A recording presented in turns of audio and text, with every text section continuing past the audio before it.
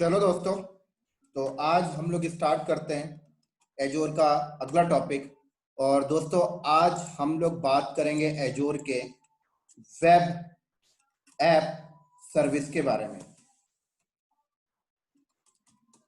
तो दोस्तों, ये बहुत ही इंपॉर्टेंट टॉपिक है और ऐसा समझ लीजिए कि मोस्टली कंपनी सिर्फ एजोर की वेब ऐप सर्विस को यूज करने के लिए उन्होंने एजोर के ऊपर अकाउंट को साइन अप किया है। इतना इंपॉर्टेंट टॉपिक है दोस्तों, इसके इतने सारे फीचर्स हैं, इतनी सारे यूज केस हैं जो मैं आपको बताऊंगा तो आपको ऑटोमेटिक क्लियर हो जाएगा। तो चलिए स्टार्ट करते हैं। सबसे पहले इसकी डिमांड समझते हैं, इसकी जरूरत क्यों पड़ती है और किसे पड़ती है, सबसे पहले उसे समझते हैं। ठीक है, तो सबसे पहला पॉइंट, एक सिनेरियो रखते हैं हम अपने सामने। सिनेरियो ये है कि हमारे पास एक कंपनी है XYZ। ठीक है, हमारे पास एक XYZ कंपनी है। अब इस कंपनी के अंदर डेवलपर्स काम करते हैं। ठीक है, सारे के सारे डेवलपर हैं, सिस्टम एडमिन का बंदा नहीं है। अब डेवलपर ने क्या किया, एक वेबसाइट डेवलपमेंट कर ली। ठीक है, एक डेवलपर ने क्या किया, वेबसाइट डेवलपमेंट कर ली, बोले तो उसकी कोडिंग वोडिंग उन्होंने तैयार कर लिया। अब उन्हें ये जरूरत पड़ा कि अब हम इसे होस्टिंग करना चाहते हैं, एकदम लाइव होस्टिंग। इस तरीके से होस्टिंग करना चाहते हैं कि बैकएंड में हमारा कस्टम वीनेट हो, बैकएंड में हम उसके ऊपर कस्टम वीनेट के ऊपर हम जो वीएम बनाए उसकी ये हार्डवेयर हो। ठीक है, उस हार्डवेयर के ऊपर ये फलाना ओएस हो, ओएस की भी हार्डनिंग करना चाहते हैं, उसकी भी पैचिंग अपग्रेड करना चाहते हैं। देन उसके बाद उसके ऊपर वो लोड बैलेंसर भी लगाना चाहते हैं। उसके बाद लोड बैलेंसर के बैकएंड में वो जो वीएम्स हैं लोड बढ़ने पे ऑटो स्केलिंग हो जाए, ये भी करना चाहते हैं, मैनुअल स्केलिंग भी करना चाहते हैं, ट्रैफिक मैनेजर भी लगाना चाहते हैं। तो कहा जाए डेवलपर अपनी वेबसाइट की होस्ट डेवलपमेंट तो डेवलपर ने कर लिया, अब डेवलपर चाहते हैं कि इसकी होस्टिंग हम एजोर पे करना चाहते हैं। लेकिन आप सबको पता है कि एजोर में अगर आप कोई होस्टिंग करने जा रहे हो, कोई भी एप्लीकेशन चलाने जाते हो, तो आपको उसे एक लाइव एनवायरनमेंट में लाने के लिए आपको वीनेट का आइडिया होना चाहिए, आपको ऑटो स्केलिंग कॉन्फ़िगर करना आना चाहिए, लोड बैलेंसर कॉन्फ़िगर करना आना चाहिए, कस्टम डोमेन बाइंड करना आना चाहिए, एसएसएल सर्टिफिकेट बाइंड करना आना चाहिए, ट्रैफिक मैनेजर का सेटअप लगाना आना चाहिए। तो ये सारी चीजें अगर आपको आती हैं तो ही आप एक रियल एनवायरनमेंट की तरह से होस्ट कर सकते हो एजूर के ऊपर। लेकिन ये XYZ नाम की कंपनी के अंदर तो सिर्फ डेवलपर्स काम कर रहे हैं, तो अब डेवलपर्स को ये सब आइडिया होता ही नहीं है। इवन ऐसे बोलो कि डेवलपर्स का इन सारी चीजों में दिमाग चलता ही नहीं है, उनका दिमाग सिर्फ डेवलपमेंट की तरफ होता है। तो अब ये XYZ कंपनी क्या करेगी, उन डेवलपमेंट XYZ कंपनी उन सिस्टम एडमिनिस्ट्रेटर के बंदे को हायर करेगी जो एजोर में ये सारी चीजें जानता हो। बोले तो वीनेट कॉन्फ़िगर करना जानता हो, वीपीएन कॉन्फ़िगर करना जानता हो, लोड बैलेंसर जानता हो, ये सारी चीजें जानता हो, तब जाके डेवलपर्स का ये काम पूरा हो पाएगा। लेकिन इस तरीके से डेवलपर्स को देखा जाए तो अपनी वेबसाइट की होस्टिंग एजोर में करने के लिए एक रियल एनवायरनमेंट की तरह उन्हें एक एजोर सिस्टम एडमिनिस्ट्रेटर पे डिपेंड होना पड़ता है। लेकिन एजोर ने एक बढ़िया सर्विस डेवलपर के लिए ला के दिया है कि अब आपको किसी भी सिस्टम एडमिनिस्ट्रेटर की नीड नहीं है, आप मेरे वेब ऐप सर्विस पे जाकर आप अपनी ये डेवलपमेंट जो भी आपने किया उसको होस्ट कर सकते हैं। और बैकएंड में मैं आपके लिए वीनेट क्रिएट कर दूंगा, बैकएंड में मैं कस्टम डोमेन बाइंड कर दूंगा, बैकएंड में मैं ऑटो स्केलिंग भी इनेबल करवा दूंगा, बैकएंड में मैं ट्रैफिक मैनेजर भी इनेबल करा दूंगा। मतलब आपके बिहाफ में सारा का सारा कुछ एजोर खुद ही बैकएंड में कर देता है इस वेब ऐप सर्विस से। तो अब एजोर कहता है कि चाहे तेरी एप्लीकेशन पाइथन लैंग्वेज में लिखी हो, चाहे जावा में लिखी हो, चाहे पीएचपी में लिखी हुई, चाहे मोबाइल एप्लीकेशन हो, चाहे डेस्कटॉप एप्लीकेशन हो, कोई भी एप्लीकेशन की कोडिंग तू लाकर मेरी वेब ऐप सर्विस क्रिएट करके तू कर सकता है। बस तुझे इतना ध्यान रखना है कि जब तू वेब ऐप सर्विस क्रिएट करे तो तुझे एक चीज का ध्यान रखना है कि सबसे पहले तू एक web app service plan create कर लेना। ठीक है, अब ये वेब ऐप सर्विस प्लान क्या है मैं आपको थोड़ा सा बता देता हूं। होता क्या है कि जब हम वेब ऐप सर्विस क्रिएट करने जाते हैं तो हमारे पास सबसे पहले एक वेब सर्विस प्लान होना चाहिए। मतलब यहां पर देखा जाए तो दो टर्म्स होता है, एक टर्म्स होता है वेब ऐप सर्विस और एक टर्म्स होता है दोस्तों यहां पर वेब ऐप सर्विस प्लान। तो वेब एप सर्विस क्या हुआ और वेब एप सर्विस प्लान क्या हुआ समझाता हूं। वेब एप सर्विस वो हुआ जहां पर एज्योर का, जहां पर डेवलपर क्या करेगा, वेब एप सर्विस क्रिएट करता है और अपनी जो कोडिंग फाइल होती है उस पर डिप्लॉय कर देता है और नेक्स्ट करता है और उसका एक यूआरएल मिल जाता है। ये एक वेब एप सर्विस बन गई। लेकिन अब ये वेब एप सर्विस बैकएंड में कहीं ना कहीं किसी न किसी हार्डवेयर पे, किसी न किसी ओएस पे तो जा रहा होगा ना, बिल्कुल जा रहा होगा।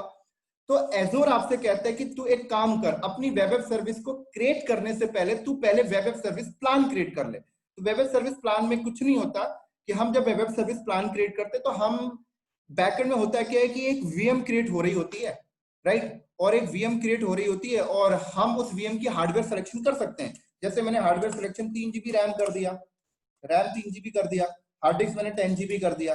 उसके बाद मैं सिलेक्शन कर दूंगा कि उस पे ओएस क्या रखना है, ओएस आप विंडोज रखना है या लिनक्स रखना है, ये मैं सिलेक्शन कर दूंगा।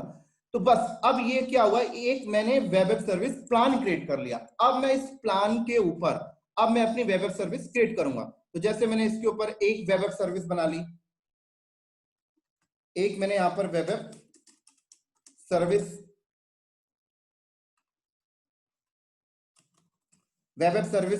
1 बना लिया, ठीक है। अब इस वेब एप सर्विस 1 के ऊपर मैंने अपनी क्या की, एक एप्लीकेशन डिप्लॉय कर दी जो पाइथन बेस लिखी हुई थी, ठीक है। ये ऐसे मैंने क्या किया, एक और वेब ऐप सर्विस 2 बना लिया जिसपे मेरी PHP बेस एप्लीकेशन लिखी हुई थी, वो मैंने डिप्लॉय कर दी। ऐसे मैंने यहाँ पर एक और वेब ऐप सर्विस क्रिएट कर ली 3 जो जावा बेस लिखी हुई थी। तो ये हो गई आपकी वेब ऐप सर्विस, ठीक है, ये, और ये हो गया प्लान। तो आपको वेब ऐप सर्विस क्रिएट करना तो सबसे पहले आपके पास प्लान होना चाहिए। तो ये इंटरव्यू में बहुत ज्यादा पूछा जाता है दोस्तों, वेब ऐप सर्विस प्लान में और वेब ऐप सर्विस में क्या डिफरेंशिएट है। अब मुझे उम्मीद है कि यह चीजें आप लोगों को क्लियर हो गई होंगी।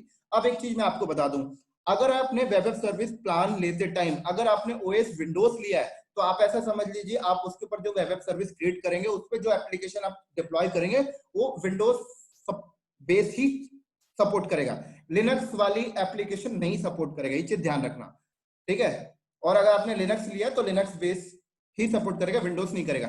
बट कई एनवायरनमेंट में ऐसा होता है कि आप डेवलपर जो एप्लीकेशन लिखता है वो इस तरीके से डिजाइन करता है कि वो विंडोज प्लेटफॉर्म में भी सपोर्ट कर जाएगी और लिनक्स में भी कर जाएगी, तो उस टाइम पर कोई प्रॉब्लम नहीं होती है।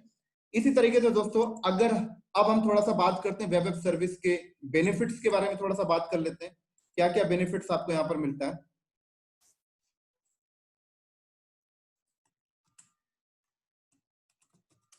एजोर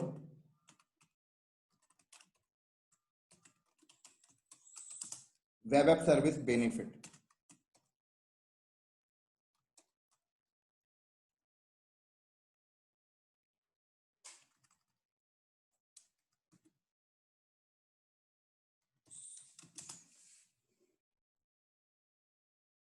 तो सबसे पहला बेनिफिट्स यहां पर मिलता है आपको, अगर बात करें हार्डवेयर मैनेज बाय एजोर। अब इस वेब ऐप सर्विस का जो हार्डवेयर होगा वो एजोर मैनेज कर रहा होगा, उसकी रैम हार्ड डिस्क सब कुछ। दूसरा ओएस मैनेज बाय एजोर। अब वेब ऐप सर्विस प्लान के ऊपर जो भी आपने ओएस लिया उस ओएस का मैनेजमेंट एजोर कर रहा होगा, उसकी पैचिंग अपग्रेड डाउनग्रेड जो भी है सब कुछ एजोर कर रहा होगा, उसकी सिक्योरिटी ओएस से रिलेटेड। इसी तरीके से अगला बेनिफिट यहां पर आपको देखा जाए तो थर्ड सिक्योरिटी मैनेज बाय एजोर, यहां पर सिक्योरिटी भी एजोर मैनेज करेगा। Fourth number manual scaling with auto scaling, sorry manual scaling तो आप करेंगे, ऑटो स्केलिंग एजोर मैनेज करेगा इसका। फिफ्थ नंबर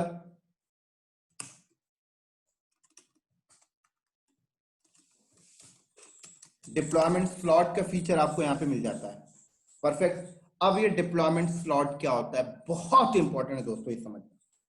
तो डिप्लॉयमेंट स्लॉट आपको समझाता हूं। देखिए डिप्लॉयमेंट स्लॉट का मतलब ये होता है कि आपने यहां पर एक वेब ऐप सर्विस प्लान लिया, ठीक है। अब आपने इसके ऊपर एक वेब ऐप सर्विस क्रिएट कर लिया, जैसे वेब ऐप सर्विस आपने क्रिएट कर लिया, और इस वेब ऐप सर्विस पे आपने अपनी एप्लीकेशन डिप्लॉय कर दिया और ये लाइव हो गया।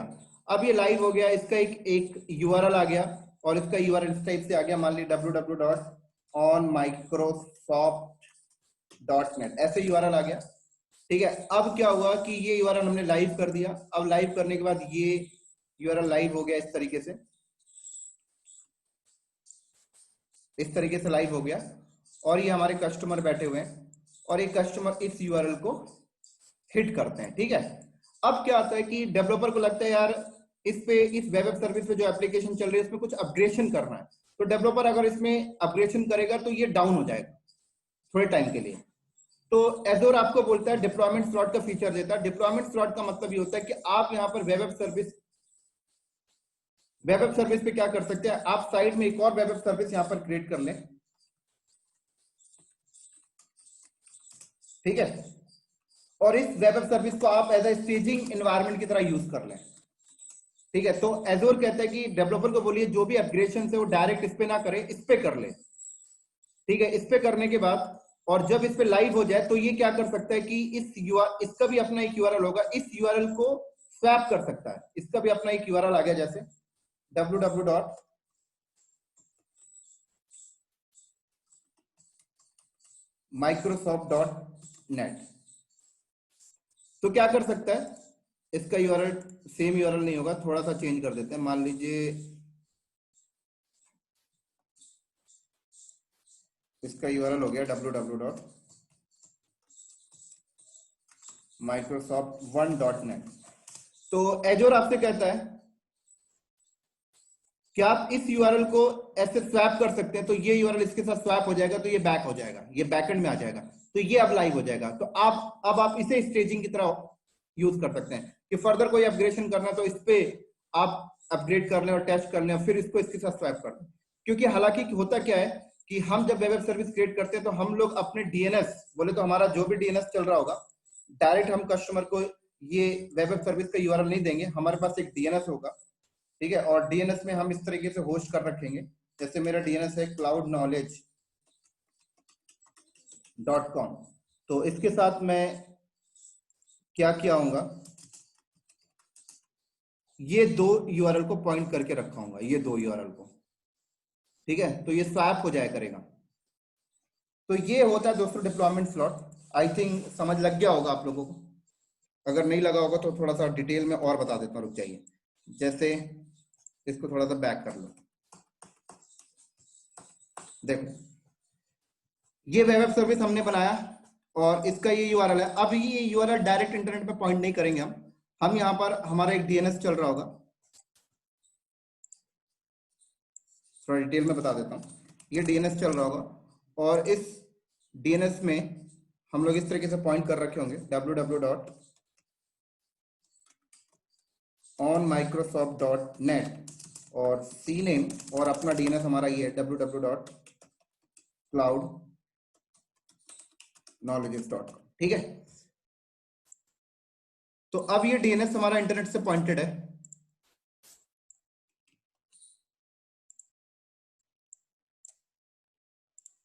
और ये कस्टमर है।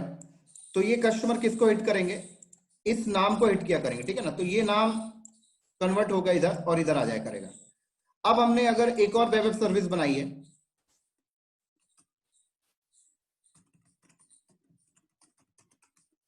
सेकंड वेब सर्विस बनाई, और यहां पर भी जो भी डेवलपर अपनी एप्लीकेशन क्रिएट करता है, अपग्रेड करता है, वो इसके ऊपर करता है। और इसका भी फर्दर एक यूआरएल आ गया, और इसका यूआरएल फॉर एग्जांपल मान लो ये आ गया www.onmicrosoft1.net, यूआरएल डिफरेंट है। और इसको हमने क्या किया, सेम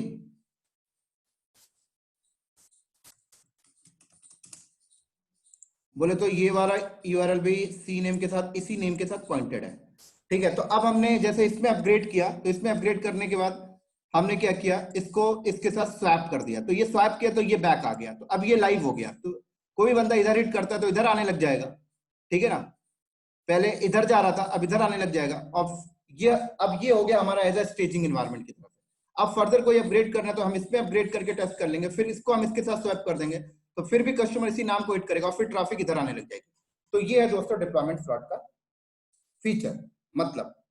तो आई थिंक अब आप लोग इसको समझ गए होंगे। अब मैं इसको थोड़ा सा हटा देता हूं। अब इसी तरीके से हम अगले फीचर्स की बात करें यहां पर, तो अगला फीचर हमको यहां पर मिलता है डेवऑप्स इंटीग्रेशन का 6 नंबर फीचर।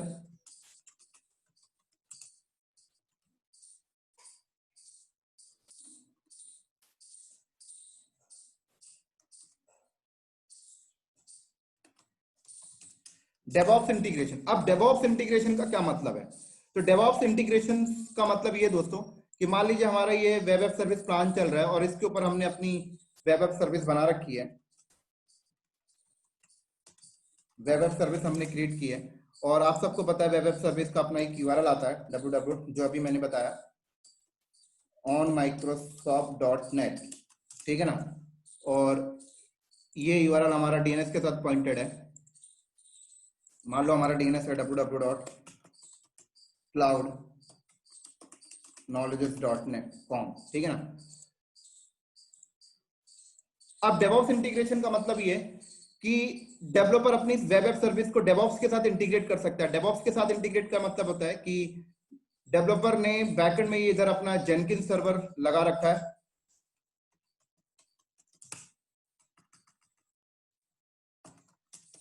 अपना जेनकिंस सर्वर लगा रखा है, और बैकएंड में उसका अपना गिटहब एनवायरनमेंट भी जहां पे चल रहा है, ठीक है। और ये रहा डेवलपर का लैपटॉप जहां पे डेवलपर बैठ के कोडिंग करता है, और यहाँ पे डेवलपर के सिस्टम में एज अ गिट इंस्टॉल है, और डेवलपर क्या करता है अपनी यहाँ पर कोडिंग कर रहा है। फॉर एग्जांपल उसने एक फाइल बनाई index.html और यहाँ पर वो कोडिंग करता है। कोडिंग करने के बाद जैसे ही वो गिट के थ्रू कमिट करता है, और कमिट करने के बाद जैसे ही अपने सोर्स कोड को पुश करता है, तो उसका सोर्स कोड क्या होता है गिटहब पे आ जाएगा, और गिटहब के पे आने के बाद गिटहब पे जो मास्टर रेपोजिटरी है, मास्टर ब्रांच है, वो जेनकिंस के साथ इंटीग्रेट है, और जेनकिंस में जॉब चलने लग जाती है, और जॉब क्या चलती है कि इस वेब ऐप सर्विस पे डिप्लॉयमेंट कर देता है। तो ये एक आपका डेवऑप्स एनवायरनमेंट हो गया। तो डेवऑप्स इंटीग्रेशन भी वेब ऐप सर्विस आपका सपोर्ट करता है, तो ये सबसे बड़ा बेनिफिट है। इसी तरीके से मैं अगर अगले फीचर्स की बात करूं यहां पर, तो अगले फीचर की अगर मैं यहां पे बात करूं 7 number, auto backup. Auto backup का भी फीचर आपको मिलता है, मतलब वेब ऐप सर्विस पे जो भी डेटा आ रहा है उसका आप ऑटो बैकअप रख सकते हो। एक टाइम के हिसाब से आप बैकअप लगा सकते हो, भाई इस टाइम पर इसका बैकअप होता रहे, रात को 12 बजे एवरी डे फॉर एग्जांपल।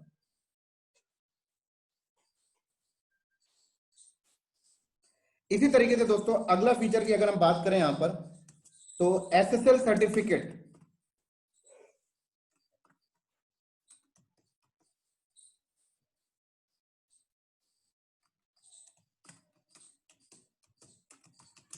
तो आप यहां पर आपका जो ये यूआरएल बनेगा, आप चाहे तो इसमें एसएसएल सर्टिफिकेट भी लगा सकते हैं। हालांकि एजोर अपनी तरफ से भी बाय डिफॉल्ट एसएसएल सर्टिफिकेट देता है, लेकिन आप अपना कस्टम एसएसएल सर्टिफिकेट भी बाइंड कर सकते हैं। परफेक्ट।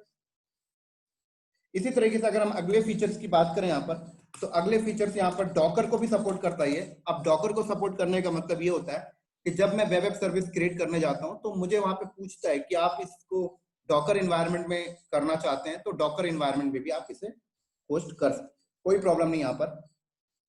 इसी तरीके से 10th नंबर फीचर्स की अगर हम बात करें, तो ये डेटाबेस को भी इंटीग्रेट कर सकते हैं हम इसको, वेब ऐप सर्विस के साथ डेटाबेस भी इंटीग्रेट कर सकते हैं। अब डेटाबेस इंटीग्रेशन का मतलब क्या होता है? फॉर एग्जांपल ये वेब ऐप सर्विस चल रही है, अब ये डायनेमिक हम इसे करना चाहते हैं, तो हमने यहां पर एक डेटाबेस क्रिएट कर लिया, ठीक है। अब हमने ये डेटाबेस क्रिएट कर लिया, और डेटाबेस को हमने क्या किया, इस वेब ऐप सर्विस के साथ इंटीग्रेट कर दिया। तो डेटाबेस को, वेब ऐप सर्विस को अगर हम डेटाबेस के साथ इंटीग्रेट किए तो क्या हुआ, ये जस्ट काइंड ऑफ एक डायनेमिक वेबसाइट हो जाती है। अभी डेटाबेस एजोर पे भी आप क्रिएट कर सकते हो, कोई प्रॉब्लम नहीं। ये डेटाबेस आपका एडब्ल्यूएस क्लाउड में भी हो सकता है, ये डेटाबेस आपका जीसीपी क्लाउड में भी हो सकता है, कोई प्रॉब्लम नहीं। इवनली ये डेटाबेस आपका ऑन प्रेमिसेस क्लाउड में भी हो सकता है, कोई प्रॉब्लम नहीं। हाँ, तो अब ऑन प्रेमिसेस को कैसे कनेक्ट करेंगे वो आगे बात करेंगे हम, लेकिन ये फीचर्स भी आपका सपोर्ट करता है। इसी तरीके से अगले फीचर्स की अगर मैं बात करूं, यहां पे लिख देता हूं 11 नंबर फीचर, वीनेट इंटीग्रेशन।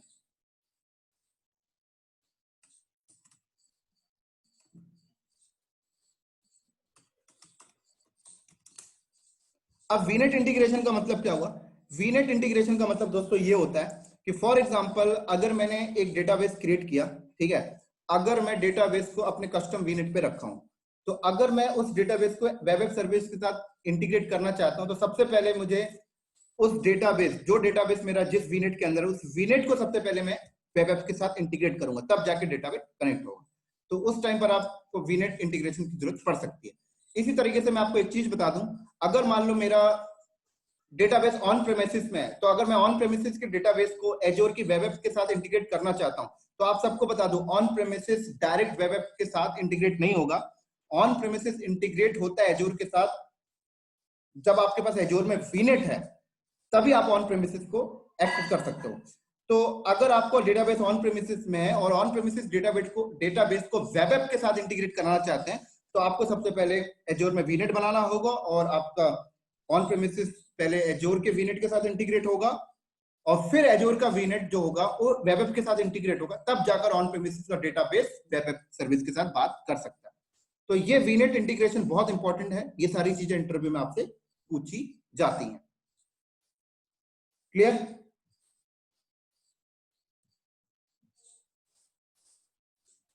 चलो चलो, तो एक चीज मैं आपको और बता देता हूं, जब आप web app service plan create करने जाते हैं, तो यहाँ पर प्लान के नंबर ऑफ टाइप्स होते हैं, राइट? तो अगर मैं यहाँ पर एजोर वेब ऐप सर्विस प्लान के नंबर ऑफ टाइप की बात करूं, तो सबसे पहला होता है कि आप फ्री टियर प्लान लेना चाहते हैं, दूसरा होता है आपका शेयर्ड, राइट, तीसरा होता है आपका बेसिक, और चौथा होता है आपका स्टैंडर्ड, और पांचवा होता है आपका प्रीमियम, और छठवा होता है आपका आइसोलेशन।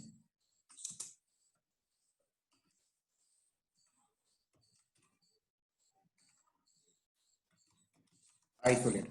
तो जब भी आप एजोर का web app service plan create करने जाएंगे, तो आपसे पूछेगा फ्री टियर आप लेना चाहते हैं, तो फ्री टियर वाले ये आप ले सकते हैं, ठीक है। शेयर्ड ले सकते हैं आप, बेसिक ले सकते हैं, स्टैंडर्ड ले सकते हैं, प्रीमियम ले सकते हैं, आइसोलेटेड ले सकते हैं। ये सारी चीजें आपको समझना बहुत इंपॉर्टेंट है। फ्री का मतलब ये हुआ कि आपको एक सर्टन टाइम के लिए फ्री में मिल जाएगा, राइट। शेयर्ड का मतलब ये हुआ कि शेयर्ड में क्या होता है कि आपको जो भी ऐप सर्विस आपको प्लान मिलेगा, राइट, वो एक शेयर्ड हार्डवेयर पे होगा। बोले तो एक हार्डवेयर है और उसके ऊपर एक शेयर्ड हार्डवेयर पे है। जैसे आपने एक प्लान क्रिएट कर लिया, 3 GB RAM, 10 GB hard disk, एक विंडो ओएस के साथ, तो वो वीएम बैकएंड में जहां पे गया रहा है वो एजोर का एक शेयर्ड हार्डवेयर पे है, ठीक है। इसी तरीके से बेसिक प्लान आप ले सकते हैं। बेसिक प्लान में हालांकि आपको आइसोलेटेड हार्डवेयर मिल जाता है, ठीक है। इसी तरीके से स्टैंडर्ड में भी आपको एक आइसोलेटेड हार्डवेयर मिल जाएगा। आइसोलेटेड हार्डवेयर का मतलब, सॉरी,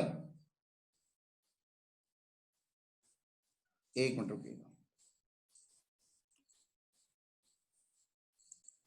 सॉरी दोस्तों, मैंने थोड़ा सा गलत बोल गया था। अब दोबारा से इसको एक्सप्लेन कर देता हूँ। Free, shared, basic, standard, premium और आइसोलेटेड में क्या अंतर है।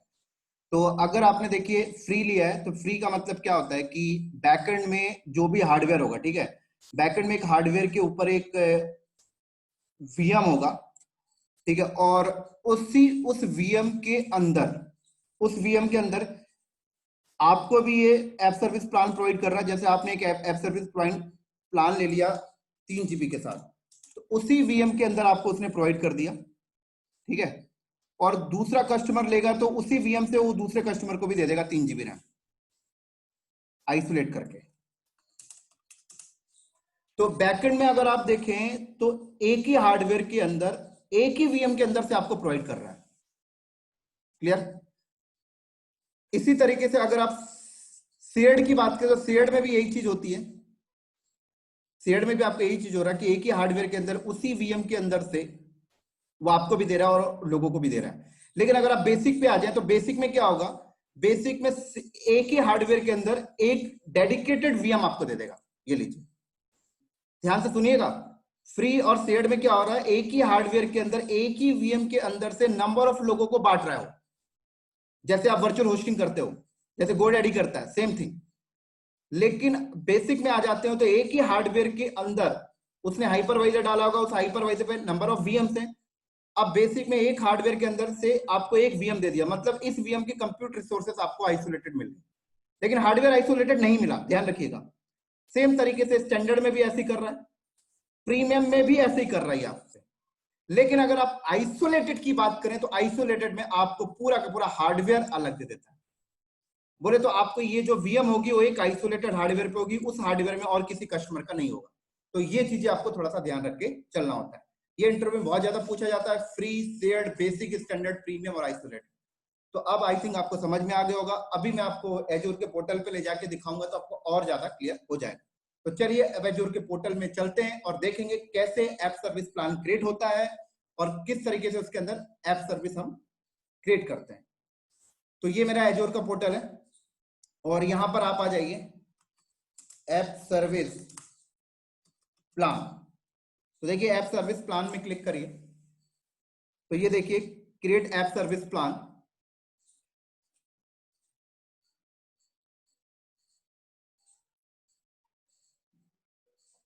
कह रहा रिसोर्स ग्रुप का नाम आप यहाँ पे बता सकते हो, तो जैसे मैंने रिसोर्स ग्रुप का नाम यहाँ पे बता दिया, न्यू ऐप सर्विस प्लान, ठीक है।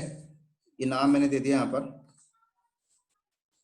तो कॉपी कर लेता हूँ, रिसोर्स ग्रुप का नाम है, ये ऐप सर्विस प्लान का नेम। और देखिए कह रहा है बैकएंड में विंडोज वाला चाहिए, लिनक्स वाला चाहिए, तो मैंने बोला विंडोज लिनक्स, जो आपकी मर्जी, ठीक है। डेवलपर का जो नीड होगा वो ले लेगा।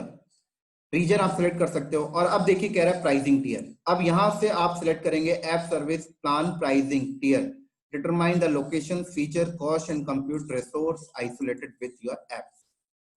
तो इस तरीके से आप चेंज टियर में क्लिक करिए। तो देखिए यहां पर आपको बोल रहा है स्पेसिफिकेशंस आपको दे रहा है, डेवलपमेंट और टेस्टिंग के लिए अगर आप लेना है तो ये वाला ले लीजिए, प्रोडक्शन के लिए ये ले लीजिए, आइसोलेटेड के लिए ये ले लीजिए जहां पर हार्डवेयर आइसोलेटेड होगा, ठीक है। इसी तरीके से अगर मैं यहां पर देखिए फ्री, देखिए यहां पर फ्री मिल रहा है आपको, ये फ्री टियर में 1 GB मेमोरी और 60 मिनट्स कम सीपीयू आप यूज कर सकते हो फ्री टियर में, 60 मिनट्स एक दिन में, उसके बाद आप एक्सेस नहीं कर पाओगे। इसी तरह से अगर मैं सी एडिशनल ऑप्शन देखूं तो देखिए यहाँ पर और भी एडिशनल ऑप्शन आ रहा, ये देखिए ये B1 बेसिक है, शेड यहाँ पे दिखाई नहीं दे रहा क्योंकि शेड आई थिंक लिनक्स के लिए नहीं है, विंडोज पे आते हैं तो यहाँ पर शेड आपको मिलेगा। तो देखिए विंडोज के लिए शेड भी आ गया, ये देखिए फ्री और शेड साफ साफ कह रहा है कि शेड इंफ्रास्ट्रक्चर। तो अगर आप यहाँ पर शेड, यहाँ पर भी देखिए शेड इंफ्रास्ट्रक्चर, फ्री वाला भी शेड इंफ्रास्ट्रक्चर, यहाँ पर भी शेड इंफ्रास्ट्रक्चर। अब मैं शेड में यहाँ पे देखूं तो देखिए 1 GB और 60 मिनट सीपीयू, और यहाँ पर देखिए 1 GB रैम और 250 मिनट सीपीयू। लेकिन अगर आपने फ्री वाले में क्लिक किया तो देखिए यहाँ पर जो जो फीचर आपको मिल रहा है, कह रहा है इंक्लूडिंग हार्डवेयर, क्या मिल रहा है, मेमोरी और स्टोरेज। ऐसे शेड वाले में भी देखिए मेमोरी और स्टोरेज, और एक चीज और दे रहा है कस्टम डोमेन भी आप इसमें बाइंड कर सकते हैं, ये वाले में D1 वाले में। लेकिन अगर मैं बेसिक में आ जाऊं तो बेसिक में देखिए एक चीज और मिल गया आपको, देखिए यहाँ पर क्या बोल रहा है, एजोर कंप्यूट यूनिट, क्या बोल रहा है, dedicated compute resources used to run applications deploy in the app service. अब इसका मतलब क्या हुआ, जैसे आपने बेसिक पे आए तो आपको क्या हुआ, एक सेपरेट वीएम दे दिया।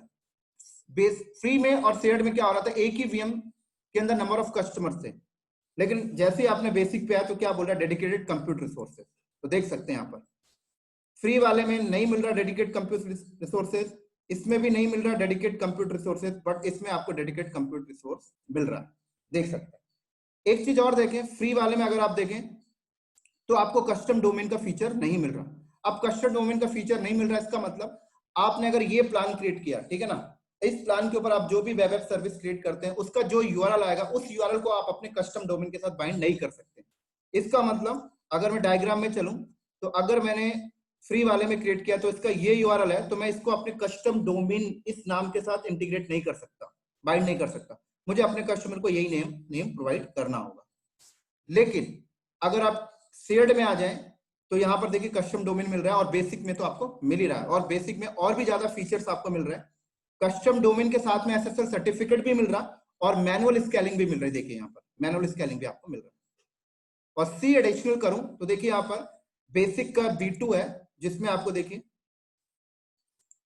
रैम थोड़ा सा ज्यादा मिल रहा है, देख सकते हैं यहाँ पर। परफेक्ट। चलो इसी तरीके से अगर आप प्रोडक्शन में आ जाएं तो प्रोडक्शन में आए तो देखिए यहाँ पे प्रोडक्शन में आपको स्टैंडर्ड दिख रहा है, और स्टैंडर्ड में देखिए क्या क्या फीचर्स आप गए देख सकते हैं। प्रोडक्शन में कह रहे डेडिकेटेड रिसोर्सेस तो मिल ही रहा है, साथ में कस्टम डोमेन एसएसएल सर्टिफिकेट भी मिल रहा, ऑटो स्केलिंग भी यहाँ पे मिल रही। अगर आप डेव एंड टेस्ट में देखें बेसिक में तो सिर्फ आपको मैनुअल स्केलिंग मिल रही थी, लेकिन अगर आप प्रोडक्शन में आ जाएं और प्रोडक्शन में आप देखें तो देखिए ऑटो स्केलिंग आपको यहाँ पर मिल रहा है। इसी तरीके से देखिए स्टेजिंग पूल आपको मिल रहा है यहाँ पर, deployment slot 5 staging deployment slot आपको बना सकते हो। डेव एंड टेस्ट में कोई डिप्लॉयमेंट स्लॉट आपको नहीं मिल रहा था, यहाँ पर आपको फीचर मिल रहा है। ऐसी डेली बैकअप देखिए यहाँ पे आपको मिल रहा, प्रोडक्शन में आपको डेली बैकअप मिल रहा है, और ट्रैफिक मैनेजर का फीचर भी आपको मिल रहा है। इसी तरीके से ये एस वाले स्टैंडर्ड है और पी वाले प्रीमियम है, देख सकते हैं। प्रीमियम में भी वही चीज है, थोड़ा हार्डवेयर कॉन्फ़िगरेशन ज्यादा है, देख सकते हैं आप। परफेक्ट। सी एडिशनल करूं तो देखिए और भी यहां पे नजर आ रहे हैं।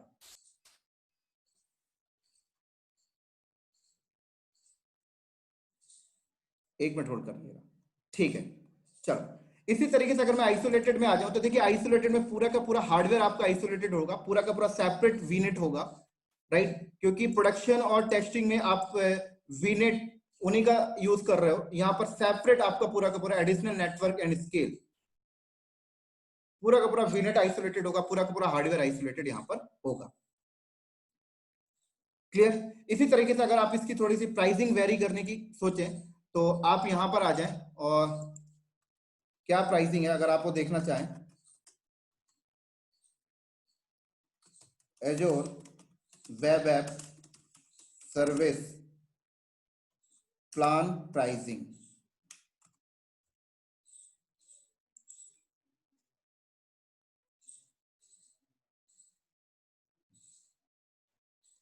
तो देख सकते हैं यहां पर क्या कह रहा है, फ्री टीयर। फ्री टीयर में देखिए कह रहा है web mobile app API app 10 आप क्रिएट कर सकते हैं फ्री टीयर में। शेयर्ड एनवायरनमेंट में कह रहा है 100, बेसिक वाले में कह रहा है बेसिक डेडिकेटेड एनवायरनमेंट, देख सकते हैं बेसिक डेडिकेटेड एनवायरनमेंट में आपको कह रहा है अनलिमिटेड, और स्टैंडर्ड रन प्रोडक्शन वर्कलोड में unlimited, premium enhance performance and scale में कह रहा है अनलिमिटेड, और isolated high performance security isolation में कह रहा है अनलिमिटेड। कह रहे डिस्क इसमें आपको 1 GB मिलेगी, इसमें आपको 1 GB, इसमें 10 GB, इसमें 50 GB, इसमें 250 GB, और इसमें कह रहा है 1 TB मिलेगी। ऐसे मैक्सिमम इंस्टेंस इसमें कह रहा है डैश है, मतलब इसमें एक ही मिलेगा, इसमें भी एक ही मिलेगा, इसमें कह रहा है अप टू 3, मतलब आप मैनुअल स्केलिंग करके 3 ले सकते हो। इसमें अप टू 10, इसमें कह रहा है अप टू 30, इसमें कह रहा है अप टू 100। ऐसे कस्टम डोमेन कह रहा है यहाँ पर कोई कस्टम डोमेन नहीं है, यहाँ पर सपोर्टेड है, यहाँ पर भी सपोर्टेड, यहाँ पर भी सपोर्टेड, यहाँ पर भी सपोर्टेड, और यहाँ पर भी सपोर्टेड। ऐसी ऑटो स्केल कह रहा है यहाँ पर ऑटो स्केलिंग नहीं है, यहाँ पर भी नहीं है, यहाँ पर भी नहीं है, यहाँ ऑटो स्केलिंग सपोर्टेड, यहाँ सपोर्टेड, और यहाँ पर भी सपोर्टेड। ऐसे कह रहा है वीपीएन हाइब्रिड कनेक्टिविटी, कह रहा है यहाँ पर कोई वीपीएन हाइब्रिड कनेक्टिविटी नहीं कर सकते, यहाँ पर नहीं कर सकते, यहाँ पर नहीं कर सकते। मतलब इन एनवायरनमेंट में मैं अपना डेटाबेस अगर ऑन प्रेमिसेस में रख दूं तो मैं उसे वेब ऐप के साथ इंटीग्रेट नहीं कर सकता, क्योंकि वीपीएन हाइब्रिड कनेक्टिविटी यहाँ पर नहीं है, लेकिन यहाँ पर सपोर्टेड है। तो यहाँ पर मैं अपना डेटाबेस ऑन प्रेमिसेस में रखकर उसे वेब ऐप्स के साथ इंटीग्रेट कर सकता हूँ। ऐसे ही कह रहे हैं यहाँ पर नेटवर्क आइसोलेशन, यहाँ पर कोई नेटवर्क आइसोलेशन देखिए यहाँ तक भी नहीं है, शेयर्ड नेटवर्क आप यूज कर रहे हो, सिर्फ नेटवर्क आइसोलेशन आपको आइसोलेटेड वाले में मिलता है, तो ये मोर सिक्योरिटी है। ऐसे प्राइसिंग की बात करें तो कह रहा है इसकी ये फ्री है, इसकी प्राइसिंग पर आवर्स ये लगेगी, इसकी प्राइसिंग पर आवर्स ये लगेगी, इसकी प्राइसिंग पर आवर्स ये, और इसकी प्राइसिंग पर आवर्स ये, और इसकी प्राइसिंग पर आवर्स इतना डॉलर लगेगा। ऐसे देखिए फ्री और स्टैंडर्ड में कह रहा है, ये देखिए प्राइस आप यहाँ से भी देख सकते हैं, बेसिक सर्विस प्लान में भी देख सकते हैं, स्टैंडर्ड सर्विस प्लान में भी देख सकते हैं, प्रीमियम सर्विस प्लान के भी एक एक प्राइसिंग आप देख सकते हैं। यहाँ पर भी प्रीमियम कंटेनर विंडोज प्लान में आप ये देख सकते हैं, आइसोलेटेड के प्राइसिंग आप देख सकते हैं, ऐप सर्विस डोमेन के प्राइसिंग आप देख सकते हैं, सारी चीजें देख सकते हैं, एसएसएल कनेक्शन की प्राइसिंग आप देख सकते हैं, ठीक है, थोड़ा सा नीचे नीचे आइए, FAQs आप जरूर पढ़िए। FAQ, ये FAQ दोस्तों आपका इंटरव्यू क्वेश्चन मजबूत करेगा और एग्जाम पॉइंट ऑफ व्यू से भी मजबूत होगा। FAQs में देखिए कुछ आपको क्वेश्चन पूछा है और सोल्यूशन भी इसने बताया। पहला क्वेश्चन देखिए क्या पूछता है, I charge for apps while they are is stopped state. तो अगर मैंने ऐप सर्विस को स्टॉप कर दिया तो क्या इसका चार्ज लगेगा? तो देखिए क्या बोल रहा है, यस, क्या rate listed apply to apps is stopped state, please delete apps that are not in use or update tier for free to avoid charges। साफ साफ कह रहा है कि अगर आपकी ऐप सर्विस आपने डिलीट कर दिया है और उसका प्लान है तब भी चार्ज आपका लगता रहेगा, राइट। जो साफ साफ कह रहा है कि आप अगर ऐप सर्विस को स्टॉप कर देते हो तब भी उसका चार्ज लगता रहेगा। स्टॉप करने का मतलब ये नहीं कि उसका चार्ज नहीं लगेगा, अगर आप इसका चार्ज नहीं देना चाहते तो कह रहा है प्रॉपर तरीके से आप उसे डिलीट करें, साफ साफ कह रहा है। ऐसे अगला क्वेश्चन देखिए क्या बोल रहा है, do you offer SSL connection for the default एजोर website .net। भाई हम पूछ रहे हैं एजोर वाले से, क्या आप SSL कनेक्शन ऑफर करते हो? तो क्या बोल रहा है, yes, app service using एजोर site.net domain provide SSL connection for the all URL under the Azure website.net domain at no additional charges, securely access your website at HTTPS। साफ साफ कह रहा है बल्कि भाई मैं अपनी तरफ से भी SSL सर्टिफिकेट प्रोवाइड करूंगा।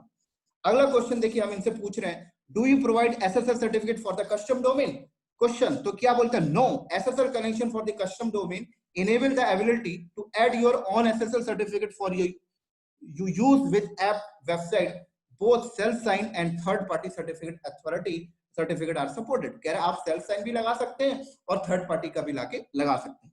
अगला क्वेश्चन हमने उनसे पूछा, are multiple SSL certificate supported, क्या मल्टीपल SSL सर्टिफिकेट सपोर्ट करेगा? तो क्या बोलता है, yes, however please note that SSL connection for each certificate is built separately, we all also supported SAN US certificate which allow you to secure multiple domain with a single SSL certificate।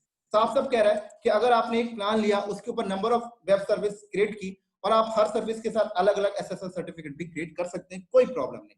अगला question हमने उनसे पूछा, does app service including sequel, क्या app service के साथ sequel including है? तो साफ साफ बता रहा है, app service offering including access to the free 20 MB SQL database for the 12 month, right? After 12 months, the free SQL database converted to the paid SQL subscription. If you choose not to use SQL with app service, then the paid basic subscription is not required for the 12 months। कह रहा free में मैं आपको इतना देता हूं और further आप अपना कस्टम भी लगा सकते हैं। तो दोस्तों ये FAQs आप पढ़ें, जरूर पढ़ें, जो मैंने आपको बताया ध्यान से पढ़ें, क्योंकि इंटरव्यू में यहीं से क्वेश्चन पूछे जाते हैं वेब सर्विस के ऊपर, एग्जाम में भी FAQs से ही क्वेश्चन आते हैं। तो दोस्तों ये जो डॉक्यूमेंटेशन मैंने आपको खोला है, मैं आपसे रिक्वेस्ट करता हूं कि इस डॉक्यूमेंटेशन को ब्रीफली आप एक बार पढ़ लें, राइट। सारी चीजें, ऐप सर्विस ओवरव्यू कर लें, डॉक्यूमेंटेशन कर लें, सारी चीजें आप यहां से पढ़ लें। तो उम्मीद करता हूं दोस्तों ये चीजें आपको समझ में आई होंगी, और ये सिर्फ एक थ्योरी था ऐप सर्विस के ऊपर, जिससे आपको एक छोटा सा ओवरव्यू मिल जाए। इसका प्रैक्टिकल मैं अगले वीडियो में स्टार्ट करूंगा। तो ठीक है दोस्तों, अगले वीडियो में हम ऐप सर्विस के प्रैक्टिकल के साथ मिलते हैं, और ये टॉपिक बहुत बड़ा है, हम इस प्रैक्टिकल को एक एक करके करेंगे, काफी लंबा है, आई थिंक 10 लेक्चर इस वीडियो में बन जाएंगे, बोले तो इस टॉपिक के ऊपर 10 लेक्चर क्रिएट हो जाएंगे। तो ठीक है दोस्तों, अगले वीडियो में मिलते हैं हम इसके प्रैक्टिकल के साथ, तब तक ले बाय बाय। उम्मीद है ये आपको समझ में आया होगा, और रियली अगर आप इस चीजों को समझ रहे हैं तो क्लाउड नॉलेज चैनल को सब्सक्राइब करें और इस वीडियो को शेयर करें ज्यादा से ज्यादा। ठीक है दोस्तों, अगले वीडियो में मिलते हैं अगले टॉपिक के साथ, इसके प्रैक्टिकल के साथ, तब तक लिए बाय बाय।